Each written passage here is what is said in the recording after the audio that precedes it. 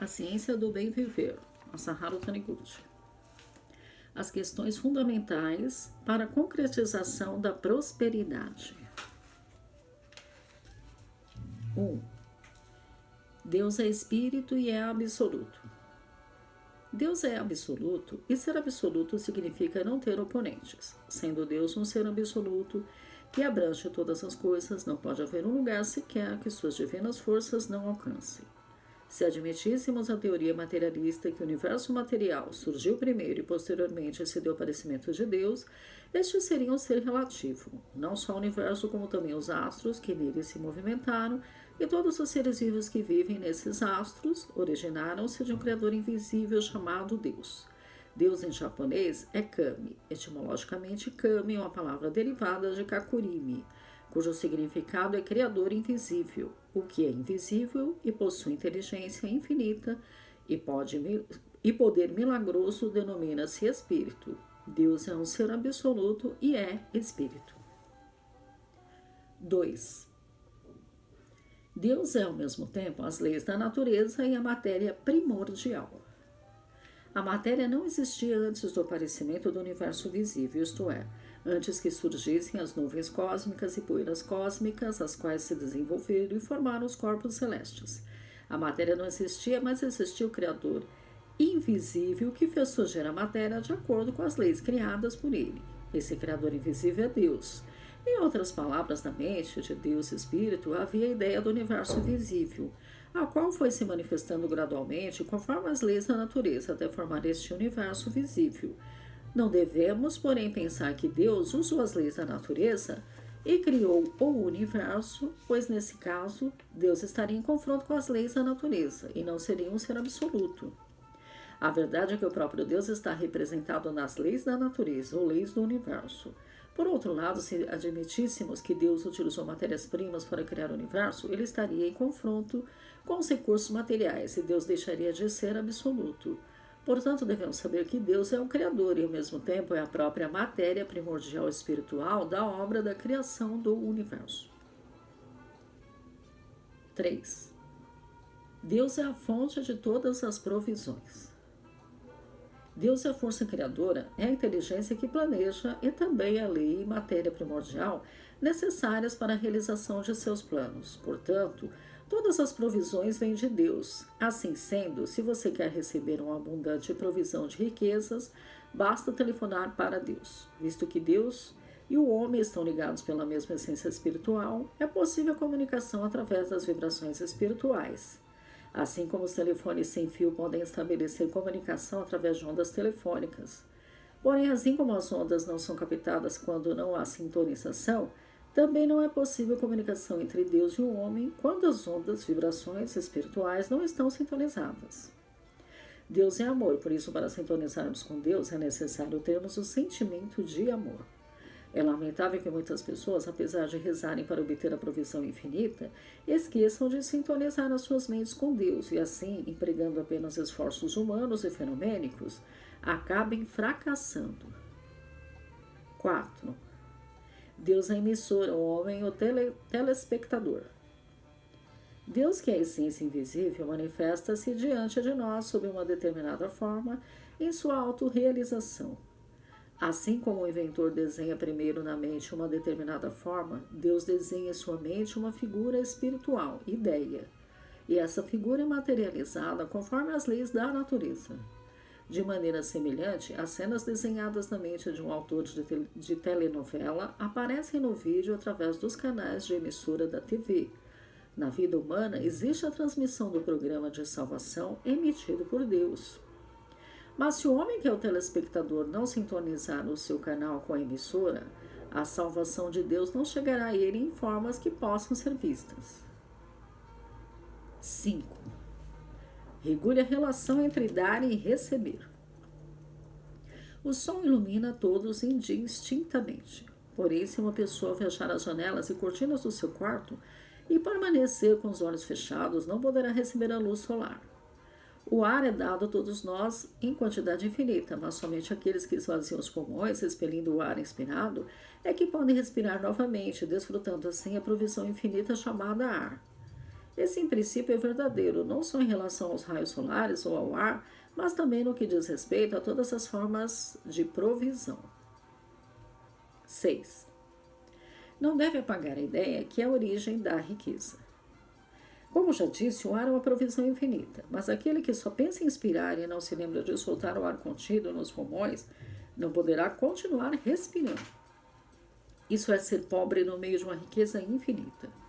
Agarrar firmemente e procurar não soltar nem mesmo uma parte da pequena fortuna que possui é o mesmo que segurar o ar que existe nos pulmões e não querer soltar.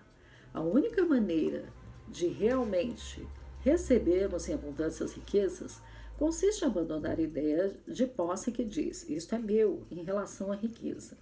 A verdadeira riqueza é a ideia para tornar feliz o homem, que existe no mundo de Deus. O dinheiro, os bens materiais, etc., são realizações dessa ideia. Portanto, se não utilizarmos o dinheiro e outros bens materiais para a felicidade do homem, extinguir-se-á a sua essência, que é a ideia para tornar feliz o homem. Extinguindo-se a ideia, desaparecerão também as riquezas materiais, sua manifestação no mundo do fenômeno. 7. Vise os valores eternos antes de buscar os lucros materiais. Muitas pessoas estão empenhadas na busca de riquezas materiais, mas já que as riquezas materiais são projeções do mundo espiritual, o homem não pode obtê-las menosprezando o mundo espiritual, que é a origem dessas riquezas. Mesmo que venha obtê-las, elas não permanecerão com ele por muito tempo e logo desaparecerão. Existem muitas pessoas que oram pedindo a Deus riquezas materiais, mas são poucas as que oram para conseguir a elevação do seu próprio caráter. As riquezas materiais, sendo apenas sombras projetadas, não são eternas e não poderão nos acompanhar quando deixarmos este mundo. Ao passo que a nobreza do caráter, por serem a extensão do valor da própria alma, podem nos acompanhar onde quer que estejamos. Por isso, devemos ter como meta os valores eternos, que são a elevação do caráter, a nobreza da alma, ao invés de perseguirmos os valores materiais que se deterioram e acabam desaparecendo. 8. Restitua a Deus as riquezas e o vigor físico que são dados por Ele. Muitas pessoas oram a Deus pedindo sua orientação a fim de obter riquezas materiais. E quando as conseguem, usam-nas para proporcionar luxo a si próprias e para obter prazeres materiais. Outras pessoas oram para que sua saúde seja restabelecida, mas ao readquirirem a força física, empregam-na para obter lucros pessoais e prazeres sensoriais, ao invés de empregá-la para auxiliar os outros, acumular virtudes ou obter a elevação do seu caráter. Em casos como esses, quando as riquezas e a saúde concedidas por Deus não são utilizadas para objetivos condizentes com a vontade de Deus, tanto a situação financeira como a saúde começam a declinar visivelmente tão logo desapareçam os efeitos da oração. 9. Devolva a Deus o que é de Deus. Uma vez que o corpo é capaz de sentir prazer ou desprazer, o fato de preferirmos o prazer ou desprazer e o bem-estar ao sofrimento não constitui em si nenhum mal. O corpo é, por assim dizer, a montaria da alma, portanto não há nenhum inconveniente em dar-lhe prazer em medidas adequadas. Porém, se empregarmos a força vital recebida de Deus apenas para deleitar a montaria chamada corpo, e não para manifestar o amor de Deus, nós estaremos desviando-a da sua verdadeira finalidade. Em tais casos, o resultado é a diminuição automática da força vital. Nós devemos restituir a Deus todas as provisões que recebemos, sejam riquezas ou vigor físico, pois é através da devolução que elas são renovadas por Deus e voltam novamente para nós, estabelecendo-se assim uma circulação de provisões que jamais cessará. 10. Assim se processa a circulação de provisões. Restitua a Deus o que é de Deus, isto é, empregue em coisas elevadas as coisas recebidas de Deus, seguindo as suas orientações. Então o reino de Deus começará a se manifestar na sua vida. Mesmo quando a nação atravessa uma fase de depressão econômica, aqueles que acreditam na provisão divina não se perturbam, pois sabem que esta depressão econômica faz parte dos altos e baixos da vida, e que quando as coisas estão em baixa é sinal de que está sendo feita a preparação para a alta. Eles compreendem que quando o serviço termina, está para aparecer o novo. Essa faz com que realmente eles obtenham serviços cada vez melhores. 11. Mesmo numa depressão econômica, você está dentro da provisão infinita. Mesmo quando o mundo do fenômeno é assolado pela tempestade chamada crise econômica e numerosas empresas vão à falência uma após outra, no mundo do Jisoo, aspecto real, sopra a suave brisa da provisão infinita. Aquele que diz ser pobre, apesar de estar vivendo no templo da provisão infinita, faz o mesmo que fechar os olhos ao sol que ilumina, dizendo que está tudo escuro. Embora esteja vivendo no meio de uma grave crise econômica, você deve praticar o Shinsokan e mentalizar o seguinte: eu estou agora aqui no mundo da provisão infinita e estou recebendo realmente uma abundante provisão. Nascendo no seu consciente a certeza da provisão infinita de Deus, é natural que essa provisão infinita se manifeste também no mundo do fenômeno. 12. Busque as riquezas da natureza eterna. A provisão infinita de Deus é eterna, não está sujeita às vicissitudes do mundo econômico. A questão é saber se conscientemente você é capaz de se tornar uno com essa provisão infinita. O que você deve praticar diariamente, o Shinsokan, e aprofundar a sensação de estar unindo a provisão infinita de Deus. O rio da provisão de Deus nunca secará. Você não deve considerar como simples matéria todas as coisas que o cercam. Deve abençoar e dar graças a todas as coisas que você possui, acreditando que elas são provisões de Deus e que a sua essência é o amor de Deus. Essa fé vai elaborar um tubo que permitirá a entrada de quantidades cada vez maiores de provisões enviadas por Deus. Agradeça a escrivaninha ao usá-la, agradeça as roupas ao vesti-las, agradeça os alimentos ao tomar as refeições, agradeça todas as coisas do céu e da terra. Com isso você estará instalando tubos condutores de provisão infinita em todos os lados. Nota: Shinsokan é meditação da Seishonin. Volte-se, número 13. Volte-se para o mundo, fonte eternamente inabalável. Você não deve concentrar seu pensamento nos lucros e prejuízos do mundo do fenômeno. O mundo do fenômeno é o mundo que apresenta movimentos ondulatórios, isto é, está em constante agitação. Ali tudo que sobe infalivelmente acaba descendo e tudo que desce torna a subir novamente. Se mantivermos a mente concentrada nas coisas que estão em constante agitação, nosso espírito também ficará agitado. Se o nosso espírito estiver agitado, o nosso destino será instável. Se o nosso destino for instável, serão instáveis também a nossa situação econômica e o nosso estado de saúde. Mas uma vez que vivemos neste mundo do fenômeno, é impossível ignorarmos completamente este mundo que se agita, impassíveis diante de tudo. Por isso devemos praticar diariamente o Shinsokan e transportando a nossa mente do mundo dos 5 sentidos para o mundo de Deus, o mundo do Jisoo das provisões infinitas, fitar com olhos espirituais as provisões que nos chegam desse mundo fonte eternamente inabalável. 14. O pensamento é o Criador. Deus é o Criador de todo o universo. No mundo anterior à criação do universo não existe matéria. É um mundo imaterial, e Criador imaterial significa Criador espiritual. Espírito em sentido lato pode significar mente ou consciência. O espírito ou mente só pode agir em forma de pensamento. Conclui-se, portanto, que Deus criou este mundo por meio de pensamento. Pensar e emitir palavras dentro da mente. Quando uma pessoa pensa que ama alguém, estão presentes na sua mente as palavras "eu amo fulano". E quando uma pessoa pensa que o dia está lindo, ela está formulando em silêncio a frase "o dia está lindo". Portanto, dizer o pensamento é o Criador equivale a dizer que a palavra é o Criador. 15. Façamos com que os pensamentos de toda a humanidade sejam sadios. O pensamento possui um conteúdo e o mesmo ocorre com palavras. Esse conteúdo é a ideia. A ideia é invisível aos olhos carnais. Mas já no mundo da mente, ela apresenta formas. Podemos exemplificar com um projeto de construção. Mesmo quando ainda o edifício não é visível aos olhos humanos, na mente do arquiteto, ele já possui uma forma. Assim que surge uma ideia na mente, inicia-se a ação ou movimento para que ela se concretize automaticamente, segundo as leis do universo. O complexo conjunto das ideias constitui já uma ideação, ao qual movimenta o mundo todo. Podemos dizer, portanto, que o destino do mundo é traçado pela ideação sustentada pela maioria da humanidade. Por exemplo, se a maior parte da humanidade possuir pensamentos agressivos, inevitavelmente surgirão guerras.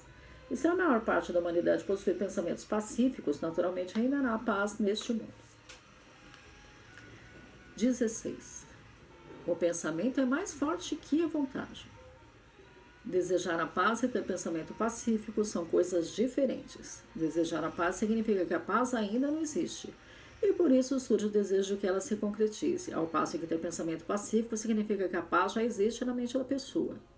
Existem numerosas pessoas que, gritando paz, paz, levam o país à desunião e incitam o povo a lutas internas. Isso prova que apenas desejar a paz não resulta em estabelecer a paz. A mente daquelas pessoas que clamam pela paz está repleta de pensamentos belicosos.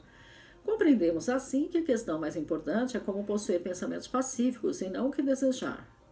Por mais que se deseje o bem, o desejo será em vão enquanto existir no subconsciente um pensamento ou ideia contrário a esse desejo, pois a força da ideia é mais poderosa que a força do desejo na realização de algo.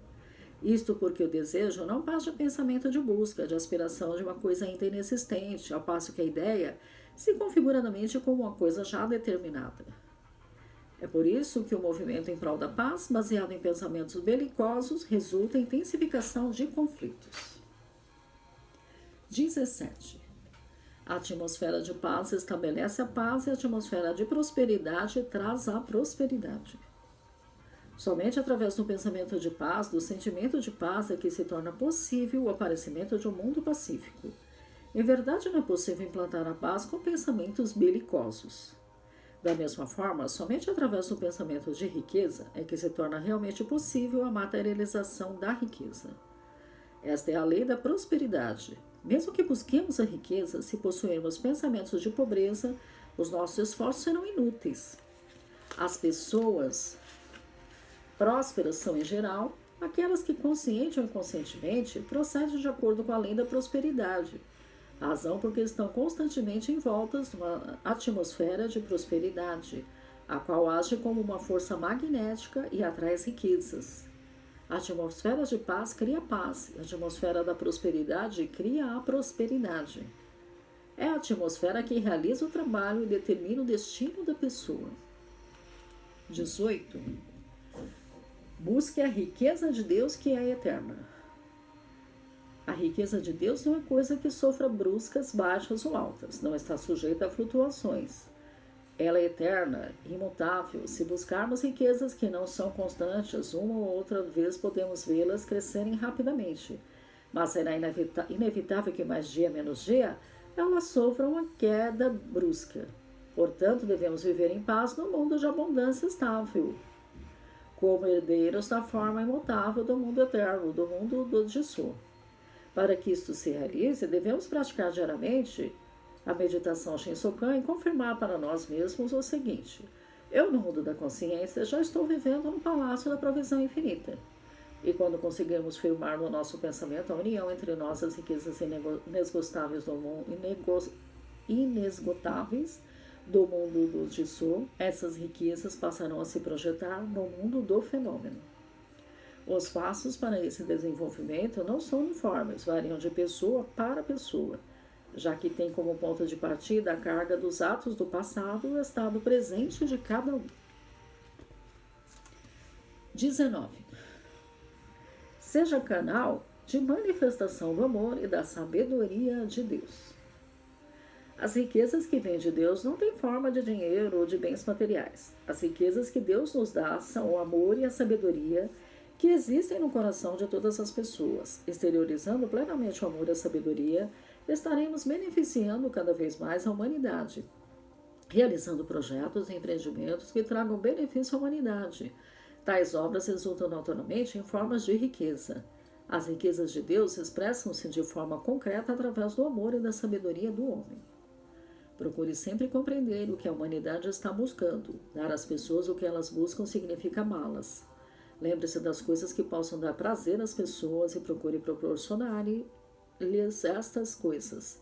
Isto é dar amor, mas esse prazer não deve ser aquele que leva as pessoas à degradação, pois tal espécie de prazer, embora possa proporcionar uma alegria passageira às pessoas, não lhes trará felicidade duradoura, nem tampouco a pessoa que proporciona esse prazer e que deverá sofrer as consequências.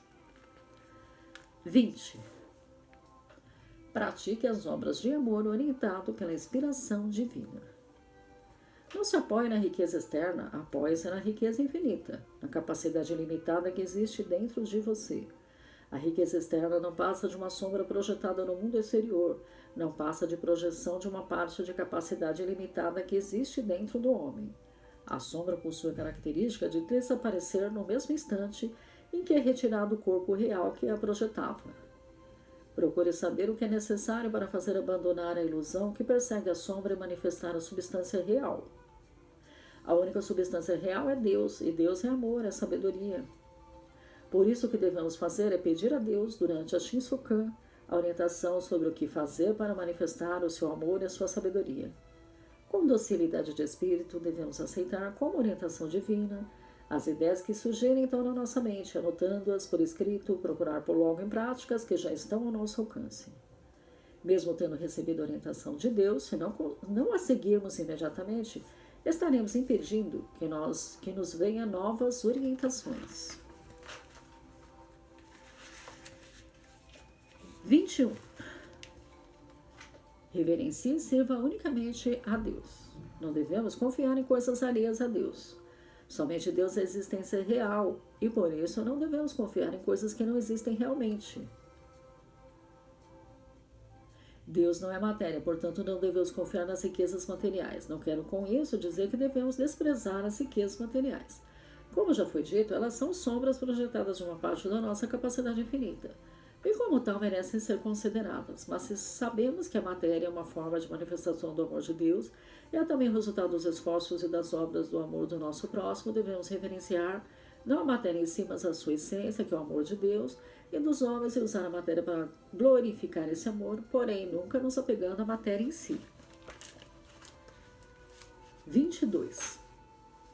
A prática do amor é a reverência ao amor de Deus. Conta-nos a Bíblia que certa vez Jesus multiplicou 5 pães e distribuiu-os a 5.000 pessoas, e ainda restaram 12 cestos cheios de pães. Esse milagre da multiplicação dos pães nos prova que quando a riqueza é usada com amor, estabelece-se um tubo de ligação entre nós e a fonte da provisão infinita, que é o próprio Deus, e passamos a receber riquezas abundantes. Jesus fez com que seus discípulos recolhessem até as pequenas migalhas de pão, não pelo respeito à matéria em si, mas sim por veneração ao amor de Deus nelas contido. E assim surgiu tão grande quantidade de pães, a ponto de lhes restarem 12 cestos cheios. A prática do amor, chamada ação de doar e reverência ao amor de Deus que existe atrás da matéria, é que nos permite receber abundante riqueza em quantidades ainda maiores do que aquela que oferecemos aos outros. 23. Reverencie Deus da provisão infinita que está presente atrás da matéria. O mundo atual vem apresentando uma tal situação que o progresso dos meios de produção, ao invés de trazer benefícios, vem causando superprodução e preparando a depressão econômica devido ao aumento de produtos estocados. Por isso, existem pessoas que acreditam que o meio para diminuir os estoques de gêneros e ativar o mercado consiste em consumi-los rapidamente e logo comprar novos. Se a matéria não passasse de matéria no sentido comumente usado e não contivesse o amor de Deus, o sistema de usar um pouco e jogar fora poderia constituir uma ótima forma de ativar o mercado. Mas na realidade não acontece assim, pois o sistema econômico que permite o desperdício dos produtos está fundado no pensamento de menosprezo à vida de Deus, que é atrás da matéria e pode acabar fechando o canal condutor da provisão infinita. 24. O caminho que nos liga à provisão infinita. Em japonês, há uma palavra para expressar o sentimento de apreço a um objeto material, composta por 2 outras, motai e nai. Motai significa matéria e nai significa não é. Portanto, esse objeto é precioso. Motai e nai significa que esse objeto não é matéria, não é apenas um objeto, é a presença da infinita bondade de Deus. Certa vez, um bonzo chamado Yakujo lavava verduras no riacho e, ao ver que uma das folhas se desprendera, ia sendo levada pela correnteza, correu atrás para apanhá-la. Quando conseguiu apanhar a folha, ele reverenciou dizendo: "Isto é uma dádiva de Buda." Com isso, ele queria dizer que até mesmo uma folha de verdura é manifestação da bênção de Deus e não é em absoluto mera matéria. Tal como esse bonzo, também nós devemos reverenciar o amor, a vida e a sabedoria de Deus que existem atrás da matéria, deixando de considerá-la como uma mera matéria. Quando alcançamos esse estado mental, torna-se possível a nossa ligação com o amor, a vida e a sabedoria de Deus, os quais constituirão a nossa sabedoria de vida para a conscientização da prosperidade. 25. Desenhar na mente e acreditar. No reino de Deus existem infinitas ideias para tornar feliz o homem. O significado da expressão Deus é o verbo pode ser expressado também da seguinte forma: Deus é a jazida inesgotável de ideias. A energia para extrair dessas jazidas boas ideias consiste em desenhar as ideias na mente e acreditar em sua concretização. Esse desenhar na mente e essa fé constituem a força motriz que entra em ação a fim de que as boas ideias para tornar feliz o homem existente no mundo de Deus sejam projetadas para o mundo dos homens. Consequentemente, elas serão concretizadas como dádivas para a humanidade. O verbo se faz carne e a ideia manifesta-se tomando forma concreta. 26. Você já está no mundo da provisão infinita. Acredite que no mundo do Jisoo você já está desfrutando plenamente a provisão infinita. Para os que acreditam somente nas coisas visíveis aos olhos carnais e que vivem uma vida materialmente pobre, talvez seja difícil crer que no Jisoo já estão desfrutando plenamente a provisão infinita. Mas a verdade é que todas as coisas do universo surgiram de uma fonte original invisível. No princípio da criação do universo não existiam nem corpos celestes nem quaisquer outros. Foi Deus quem ideou as coisas em sua mente, e essas coisas ideadas concretizaram-se através das leis do universo. E já que a vida de Deus está presente no nosso íntimo como essência da nossa própria vida, também nós temos a capacidade de trazer a riqueza do mundo invisível para este mundo, desenhando-a na nossa mente e concretizando-a segundo as leis do universo. O ponto importante é que a riqueza é concretizada, obedecendo às leis do universo, e não repentina e inexplicavelmente como se fosse prestidigitação. Quando desenhamos fortemente uma ideia na nossa mente, desencadeia-se a partir de nós próprios e das pessoas relacionadas com o assunto a ação necessária para a realização dessa ideia, a qual se realiza obedecendo às leis da natureza. 27. Todas as espécies de infelicidades e desgraças são formas de autopunição. O homem, sendo a suprema autorrealização de Deus, é dotado do poder do domínio sobre todas as coisas do universo. Por isso, não é possível que seja atingido pela miséria, doença, desgraça ou infelicidade, a não ser que ele próprio as reconheça, admita e atrai para si. O fato de acontecerem coisas infelizes significa que o próprio homem aceita a vida da infelicidade, ou, em outras palavras, que ele pune a si próprio. Podem ser diversas as causas dessa autopunição, mas quase sempre o desejo da autopunição nasce no homem quando ele não acredita na sua natureza sagrada de filho de Deus e pensa que é filho do pecado. Julgando-se um ser pecaminoso, aplica a si mesmo a ideia comum a quase toda a humanidade, segundo a qual os pecadores devem sofrer para pagar os seus pecados, permitindo assim a visita da infelicidade. 28. A miséria não é existência real, ela é projetada na mente do homem. Antes de mais nada, você precisa saber que neste mundo criado por Deus existem apenas o bem e que o mal não existe. Que a miséria, sendo uma forma de mal, não existe no mundo do Jisoo.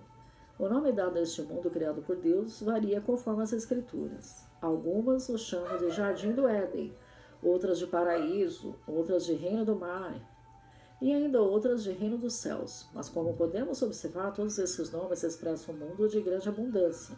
Compreendemos, portanto, que na realidade não existe uma coisa chamada miséria, já que a miséria não existe realmente, sendo apenas coisa criada pela mente do homem e produzida através de suas ações, Se você mentalizar firmemente a miséria não existe, sou filho de Deus e já sou próspero, e passar a trabalhar com coragem e alegria, as portas do seu destino se abrirão e certamente você há de prosperar. 29. Cumprir obedientemente a inspiração recebida de Deus. Já que a palavra é a força criadora, se você deseja ser rico, não deve resmungar nem se lamentar junto dos outros a respeito da sua pobreza.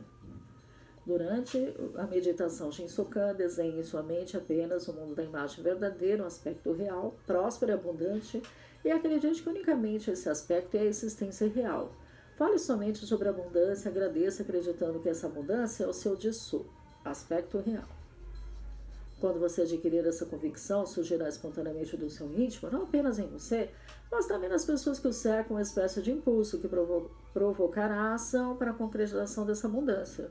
Portanto, põe em prática esse impulso e também aceite modestamente sugestões dos outros. Se não der importância ao impulso que nasceu do seu íntimo após a oração, deixando-os de pô-lo em prática, não obterá bons resultados, pois isso significa que não está obedecendo docilmente às orientações que vêm de Deus, em forma de impulso interno.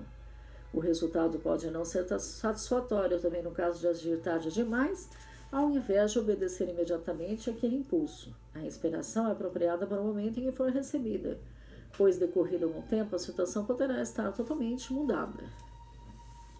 30. Não devemos confundir impulso do nosso próprio subconsciente com a revelação divina.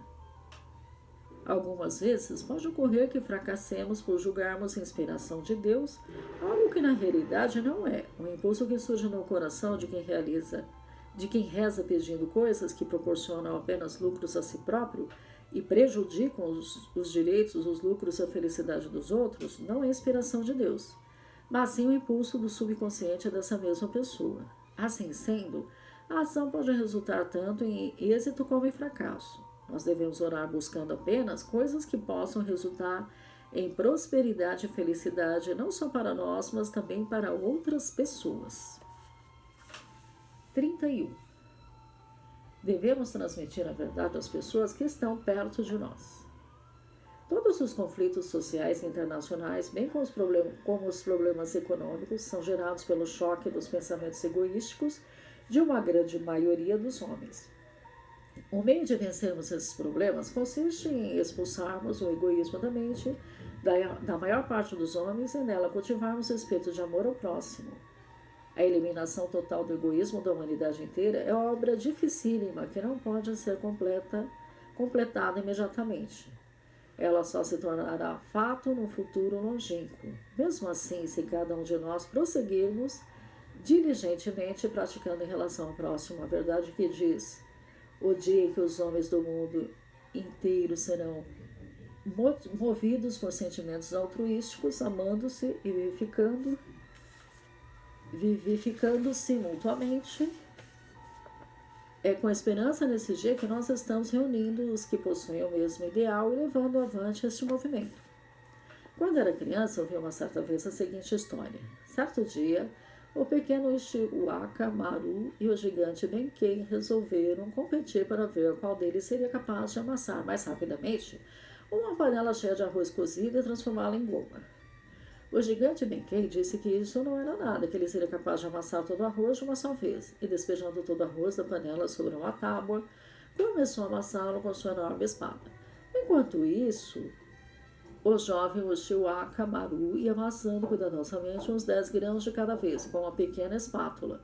Quando esses grãos ficavam completamente amassados, pegava mais 10 grãos. A princípio parecia que o Benkei acabaria por vencer, amassando de uma só vez todo o arroz da sua panela. Mas aproximando-se do final da competição, ele viu que não estava conseguindo de forma alguma dar uma consistência homogênea à goma. Esta ainda apresentava inúmeras partes com grãos inteiros. E assim, finalmente, tornou-se vencedor o pequeno Ushiwaka Maru, que, amassando poucos grãos de cada vez, acabou transformando todo aquele arroz em uma só goma de consistência completamente homogênea. Essa é a história que eu ouvi da minha mãe na minha infância talvez seja apenas uma fábula, e é possível também que eu não a tenha reproduzido exatamente como me foi comentada. Mas, de qualquer maneira, Ela encerra um ensinamento, isto é, que o método de iluminar uma por uma as pessoas que nos cercam assegura maior eficácia do que o método que visa iluminar toda a humanidade de uma só vez, por meio de grandes campanhas publicitárias. Há uma certa religião que conta hoje com um número muito grande de adeptos. Podemos afirmar que isso foi conseguido graças aos seus membros que vêm fazendo pregações com grande diligência, procurando converter uma por uma as pessoas com quem tem contato. A iluminação da humanidade inteira depende do cuidadoso esclarecimento de cada uma das pessoas que estão ao nosso redor.